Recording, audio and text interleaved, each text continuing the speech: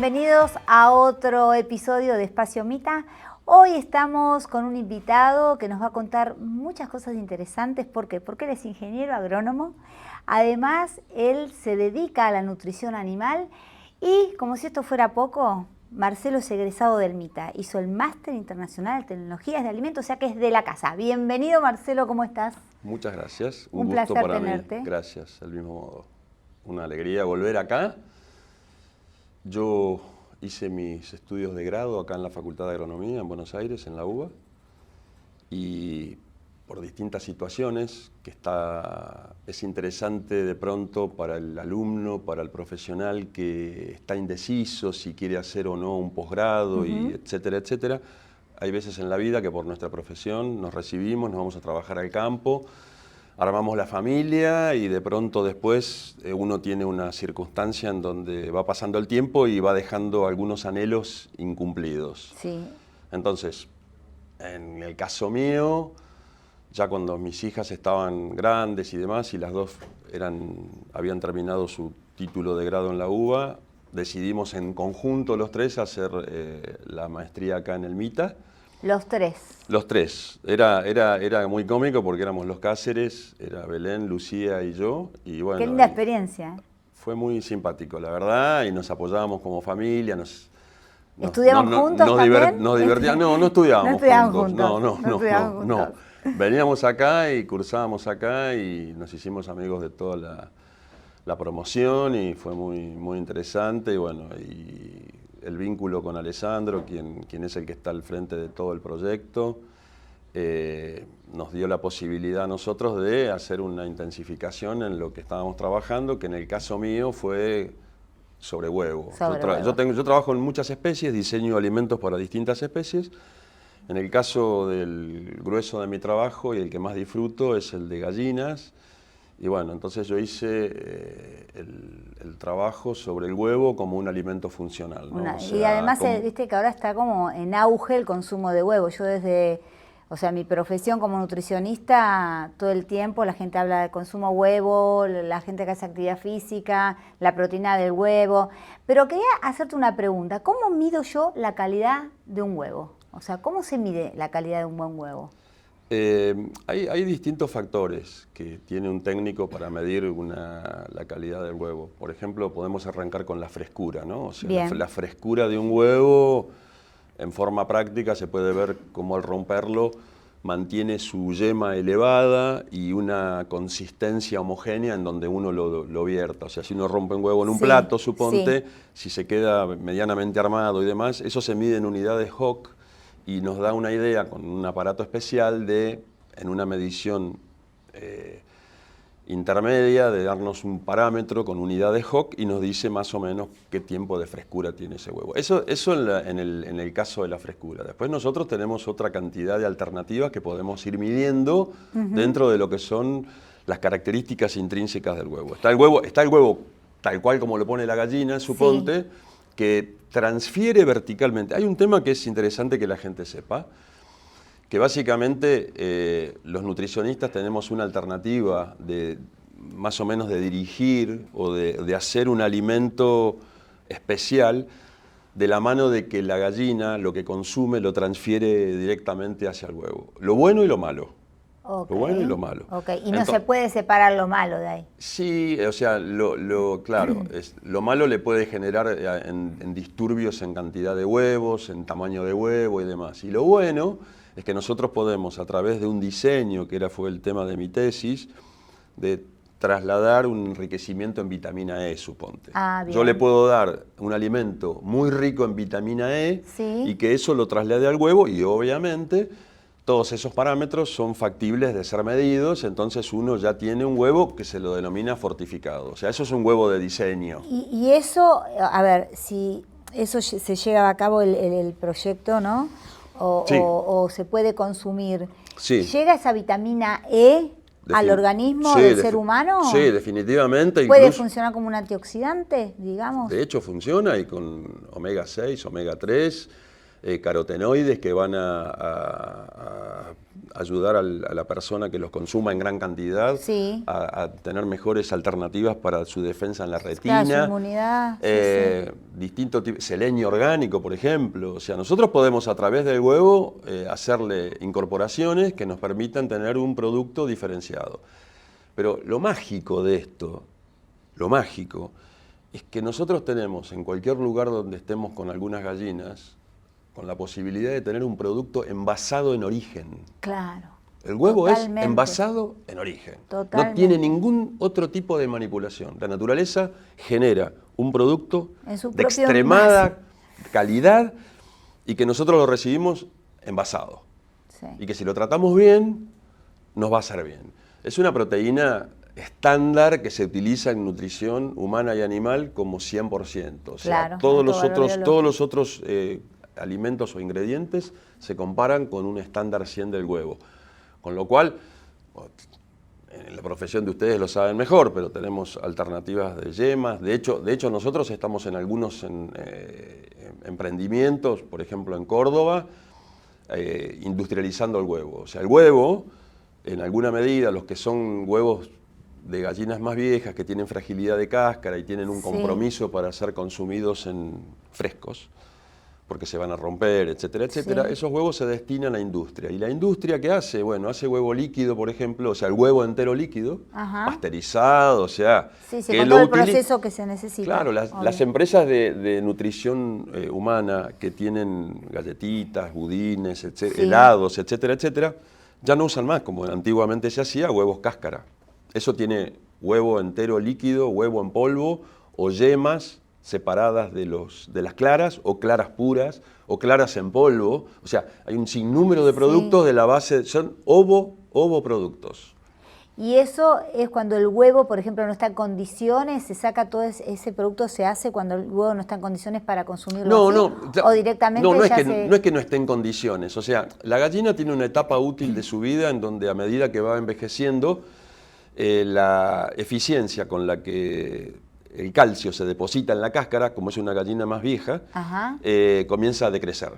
Esa deposición de calcio hace que la cáscara sea más liviana, que no se rompa, Bien. que tenga fragilidad. Claro. Entonces, como el consumo en general es en maples, o sea, en maples que tienen una estructura, se va tocando, se rompen, entonces ya como los productores no quieren tener ya ese reclamo permanente, optan muchas veces por mandarlo a industria, que reciben obviamente bien. un precio mucho menor, pero las empresas, el huevo que reciben es de primera todo. A ver, hay algo que es como un mito popular, ¿no? Muchos. Sí, hay muchos, pero uno de ellos es la señora en su casa, por ejemplo, quiere probar cuando un huevo está fresco, que ya lo explicaste, pero esto de lo sumerjo en agua y si queda en el fondo, ¿esto es verdad? Así es. ¿Cómo funciona? Eso es porque a medida que va envejeciendo el huevo, la cámara de aire que tiene en Sí. la parte superior comienza a crecer en detrimento del otro que se va achicando. Ajá. Entonces, al ponerlo en el agua, el peso específico hace que si es fresco tenga todo eso conforme a un peso estándar y caiga. O sea, si cae, está más fresco. Es correcto, Y si flota, no. exacto. Perfecto. Eso Así es. quería saberlo porque la gente pregunta mucho sobre eso. Así es. Quién sabe es un mito, pero no, es una realidad. O sea, esa es una de las cosas que los que trabajamos con huevo recibimos. O sea, por ejemplo, yo no quiero, o sea, a ver, que es importante decirlo, lo que es el huevo de color, de Sí. cáscara oscura, el huevo color o café, como lo llaman en Latinoamérica, en otros países, y el huevo blanco. ¿Dónde está la cámara? Es lo mismo. Huevo color y huevo blanco es lo mismo. A nivel nutricional estamos hablando. Estamos Que hablando la gente no se autoengañe. químicamente es el mismo producto. Lo que sucede es que el huevo blanco lo ponen gallinas, esto no es una broma, No, no, no. lo ponen gallinas que tienen plumas blancas. Y los huevos de color lo ponen gallinas coloradas que tienen plumas coloradas. ¿Qué sucede? El huevo color es más caro. No es, ¿Por qué? No es más caro porque se supone que viene del campo. No. Es más caro porque la gallina colorada pesa más, come más alimento y la conversión de alimento a huevo Bien. es peor. Entonces, cuando el productor hace sus cuentas y se da cuenta de que una gallina blanca le consume 8 gramos, 9 gramos menos por día de alimento y llega a fin de mes y hace las cuentas, tiene que cobrar obligatoriamente más caro el huevo color. ¿Hasta ahí vamos bien? Perfecto. Listo. La explicación. Yo me puedo encantó. tener gallinas en el campo blancas y me van a dar huevos blancos. Y si es familiar el emprendimiento y yo los traigo acá y le digo, estos son los huevos de campo. Y son de campo y son blancos.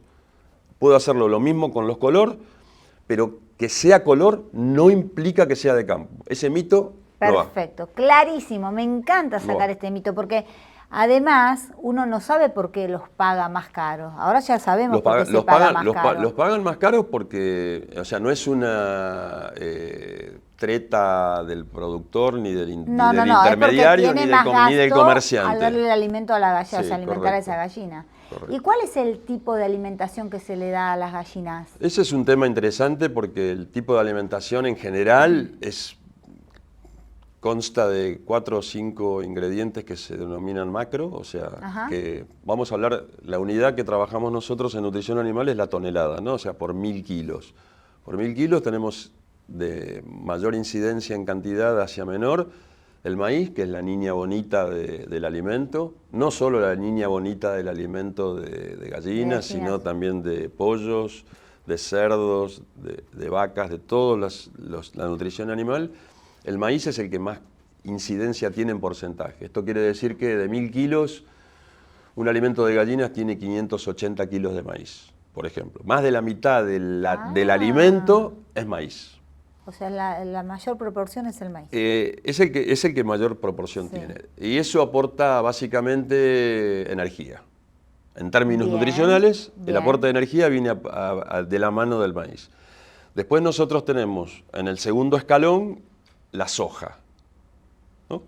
La soja es un componente que, del mismo modo que el maíz aporta energía, la soja aporta proteína al alimento. Entonces nosotros tenemos ¿La soja de qué manera? La soja, en general, hoy en día se está usando un subproducto que se lo denomina expeller de soja, que es un subproducto que proviene de un grano de soja, que pasa por un extrusor, que es una máquina, que ingresa el poroto por acá, redondito, o molido, pero digamos original, va pasando por un tornillo, que se llama tornillo de Arquímedes, que comienza con un diámetro acá, y va decreciendo el diámetro, entonces conforme va pasando el rodillo ese interno, el tornillo interno de mayor diámetro a menor diámetro, se genera compresión y fricción, y eso sale con 120, 122 grados de temperatura, como explosión sale con una especie de transformación en donde esa temperatura elevada es utilizada en un proceso simultáneo como con prensas mecánicas. O sea, pasa por una prensa mecánica que lo que quiere hacer es sacarle el aceite. Partimos de un producto que tiene 22% de aceite, que es el poroto tal cual, lo comemos nosotros. Sí, como lo comprás. Sí, como lo comprás, ese tiene el 22% de grasa o extracto etéreo. Y con ese proceso tenemos un subproducto que tiene entre 8 y 11%. O sea, se le sacaría más o menos la mitad de aceite. Quedaría como una harina, digamos. Es una harina grosera, pero es una harina. Bueno, ese es el segundo componente que entra más o menos en el 30% de la fórmula. El otro 10% sería la fuente de fibra. Necesitamos fibra por un montón de cosas. La fibra es excelente, no para la nutrición humana nada más, sino también para las aves. Y la fibra, cuanto más insoluble es, cuanto más tiempo tarda en metabolizarse, tanto mejor es para las aves. Ese es otro tema. Pero eso más o menos puede ser aportado por el pellet de girasol o pellet de afrechillo de trigo. Eso va más o menos en un 8 o 10%. Y lo último, y no menos importante, es la fuente de calcio, la conchilla. Las gallinas tienen que comer calcio. ¿Para qué? Para poder tener el calcio en el organismo, en el plasma sanguíneo, para depositar en el huevo. Ese es el circuito. La gallina tiene otra posibilidad, que es emocionante saberlo, porque en realidad el huevo es un producto de la naturaleza, que en sí mismo es un acto de mucha intimidad para la gallina. La gallina está generando un hijo, literal, cuando está poniendo un huevo cualquiera en todo el día. Entonces la gallina necesita oscuridad en el momento en que está poniendo el huevo, necesita soledad, necesita estar sola.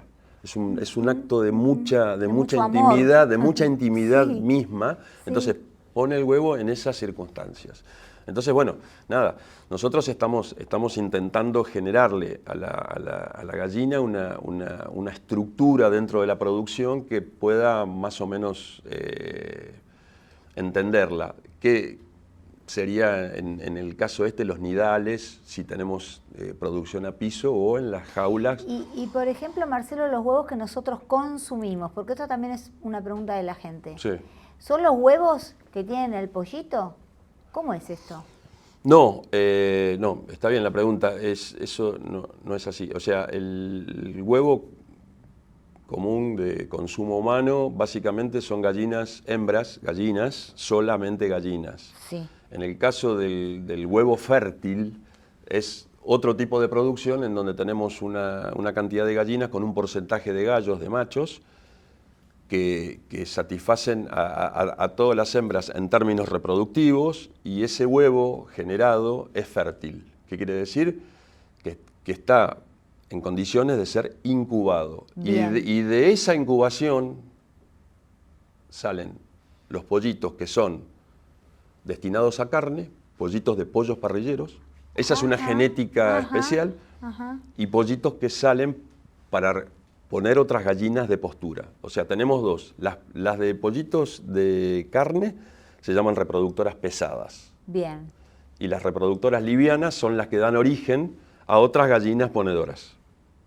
Okay. Entonces, son dos Como grupos. para que siga también la cadena. Claro, exactamente. O sea, Claro. vos te tenés que garantizar hembras siempre. Claro, claro. Ahora, contame un poquito, a ver, ¿qué diferencia hay con esto de los huevos orgánicos, el huevo de gallina feliz, no feliz? Contame un poco esto para que la gente entienda, a ver de qué estamos hablando.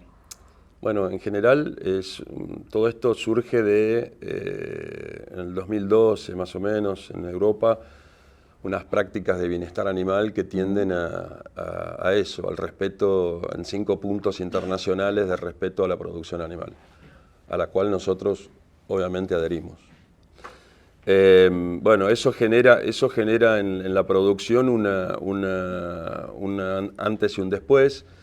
En Europa comenzaron con unas sugerencias de producción. Sí. De jaulas tradicionales pasaron a lo que se denominaron jaulas enriquecidas. O sea, dijeron, bueno, vamos a tratar de que las gallinas estén más cómodas, le vamos a dar más espacio. Entonces pasaron a obligatoriedad. Y cuando en Europa hablaban de obligatoriedades, lo haces el año que viene o salís de la producción. Bien. Entonces se amplió, se le pusieron en la misma jaula algunos palitos para que las gallinas perchen, para que estén más cómodas. Las gallinas les crecen las uñas, entonces hay rascadores de uñas para que pobrecitas se vayan rascando las uñas. En algún momento hay algunas otras que tienen algún recipiente como para poner arena o ceniza, como para que puedan estar allí, acomodarse como lo hacen en la naturaleza. Entonces, bueno, todo ese tipo de cosas fueron beneficios, hasta llegar a la gallina libre de jaula. Después, con el tiempo, con el devenir de las recomendaciones internacionales en bienestar animal, fueron pasando a la obligatoriedad de tener gallinas libres de jaula. Y eso, la libre de jaula, como su nombre lo indica, es la que no está en la jaula. Y dentro de esas gallinas que no están en jaula, hay distintas alternativas. Pueden estar en un galpón cerrado, y ya no están en jaula, están caminando, están aleteando, están todas sueltas, qué sé yo. ¿Y eso qué le da a la gallina? O sea, el movimiento... ¿Qué diferencia le da? Y es como una persona que está en una cárcel, en una celda, y que no pueda salir a hacer, esa misma persona que no puede salir a hacer deporte en la prisión. Cuando sale a hacer su rutina de pesas, básquet o lo que fuere, libre. Comienza a generar endorfinas y todo esto. Entonces, bueno, eso es la segunda división. Duermen en perchas, o sea, perchas son los palos. En la naturaleza duermen en los árboles, en las ramas, agarradas así. Las aves duermen así, perchan, se llama así, perchar. pájaros. Como colgados. Los canarios también, o sea, todos los pájaros duermen así. Claro, de hecho ves una jaula de canario y tiene el palito para... Sí. Bueno, pero y si no los vemos en los árboles, en la naturaleza, Claro. están durmiendo, duermen así, todas las aves. Entonces, eso es interesante, eso les da bienestar. Y después, aparte de eso, otro sistema de producción también a piso es que tengan aviarios, o sea, son lugares donde en general en las más simples hay nidales, que son cuadraditos así donde la gallina sube y se acomoda y pone el huevo ahí y después sale. Hay otros sistemas que son aviarios, son un poco más modernos y otro nivel de producción, incluso con recolección automática de los huevos, etcétera. Y hay otros sistemas en libertad, o sea, las gallinas, eso se llama free range o libres a pastoreo. Las gallinas tienen una opción de salir a una parcela que puede tener pasto y ahí están ya interactuando con la naturaleza de otro modo, diferente, tienen un plus, tienen un extra. Claro. O sea, ese huevo es absolutamente distinto y lo que genera una certeza, una seriedad a todo este negocio que se hace muchas veces no, se hace con mucho cariño, con mucho amor, son las certificadoras. O sea, cómo se garantiza el usuario, el consumidor, de que el huevo que está consumiendo cumple con todas las exigencias, es porque hay una empresa, que lo hemos visto nosotros acá, en las distintas épocas de cursada del MITA, hay empresas que se encargan, que son certificadoras de todas estas buenas prácticas de manejo. Eso te da la certeza que estás consumiendo el huevo que te dicen que es. Correcto. Es eso. O sea, las empresas, estas certificadoras, se hacen cargo de chequear que todos los preceptos de bienestar animal se vayan cumpliendo. Entonces, el usuario, el consumidor, tiene la certeza de que comprando un huevo que tiene una etiqueta, ¿cómo se llama? Un logo, un sello, gracias, un sello con la certificación de tal o cual empresa, le garantiza eso, ¿no? Que haya alguien que esté monitoreando eso, que es importante. Es lo que la industria son buenas BPM, bueno, eso es lo mismo. Claro. Con respecto al tema del colesterol, huevo sí, huevo no, porque la yema aumenta el colesterol de nuestra sangre, esto ya es un mito. O sea, no existe el huevo que aumente nuestro colesterol. Y es más, la gente que piensa esto pierde un montón de vitaminas y minerales que te da solamente ese huevo en esa yema. ¿Estás de acuerdo o es diferente? Esto es exactamente así y yo creo que hoy estamos contentos con un consumo de 335 por ahí de huevos por habitante año. Una de las cosas que literalmente nos demoró en estar mejor hoy es precisamente esto. Tanto así que nosotros en el grupo de trabajo avícola nos toca secuencialmente ir a dar unas charlas a la Facultad de Medicina para la licenciatura en Nutrición Humana, porque para desmistificar todo este tipo de cosas, o sea, para decirle a los futuros nutricionistas que no tengan miedo de recomendar el consumo de huevo, porque eso no genera ni un aumento de colesterol ni nada que se le parezca. Entonces, del mismo modo que fuimos a hablar por el tema de las hormonas con los pollos, ¿no? O sea, esto cae, es un argumento que cae con una sencilla respuesta. No se le ponen hormonas a los pollos porque el tiempo entre que nace el pollo y se faena no alcanzaría para que la hormona trabaje. Entonces, los productores no invierten en eso. Fin del ciclo, porque no tendría razón de ser. No le haría efecto. Entonces, olvídense, los pollos que se consumen en Argentina no tienen Cuando yo digo, hormonas. Por ejemplo, a mis pacientes o a la gente en general, les digo, pueden consumir huevos, se sorprenden. ¿Y cuántos por día? Porque de verdad es un alimento que va en su propio envase, como vos dijiste, nutritivo, transportable. Lo puedes comer como una colación, lo puedes comer como una comida. O sea, tiene un montón son atributos que suman y verdaderamente en la ecuación que socialmente se ha hecho en la sociedad, valga la redundancia, motivado de pronto por el extra costo de una proteína roja económicamente a la que no se puede acceder. Entonces la gente, de forma inteligente, ha cambiado su hábito de consumo. Sí, claro. Yo ahora estoy hablando en términos nutricionales, no en términos de sabor y de gusto, porque a un bife de chorizo no se le niega. No, pero los nutrientes. Verdaderamente la alternativa y combinación de algunos ingredientes, algunos productos, algunos ovoproductos que nos han cambiado la ecuación, forman parte ya, y esto no es un discurso propio. No, forma parte de la... Es estadística del consumo de huevos por habitante año, que va, sí, gracias a Dios. Lo que contabas antes nos frenó bastante la alternativa esta, sin absolutamente ninguna duda. Y la otra alternativa, que está en pañales y demás, es todo el tema de la proteína en base a soja para consumo humano, texturizados y demás, que también de alguna manera comienzan a intentar reemplazar un poco la necesidad de la proteína roja. Pero lo que pasa es que la proteína de huevo es de alto valor biológico y no se reemplaza por una proteína vegetal. No, eso es irreemplazable y eso es... Sí, con la proteína roja, pero no con la proteína vegetal. Tal cual. El combo sería consumir huevos, si no se puede acceder a proteína de carne roja, cerdo o bovina. Una alternativa es la soja texturizada, que tiene un perfil nutricional muy similar. ¿Y cómo se pueden conservar los huevos en el hogar, o sea, en casa? ¿Cómo conservamos los huevos? El tema de heladera o no heladera básicamente tiene que ver con el tiempo de góndola, llamémosle. O sea, hoy un huevo, desde que lo pone la gallina, si le tuviese que poner una fecha de expiración, serían 25 o 30 días, aguanta naturalmente. Bien. A ver, definamos qué es naturalmente. Claro. En condiciones de 20 grados. Si estamos en el trópico, que tenemos 38, 40 grados, obviamente eso es una semana. ¿Y tiene ahí una fecha de caducidad en la cajita del huevo cuando vamos a comprarlo en la góndola? Dice... Debería. No sé si debería, tiene que tener una fecha de vencimiento, producto de lo que el productor sabe en qué momento fue puesto ese huevo y tiene que hacer un cálculo como para que el consumidor lo pueda...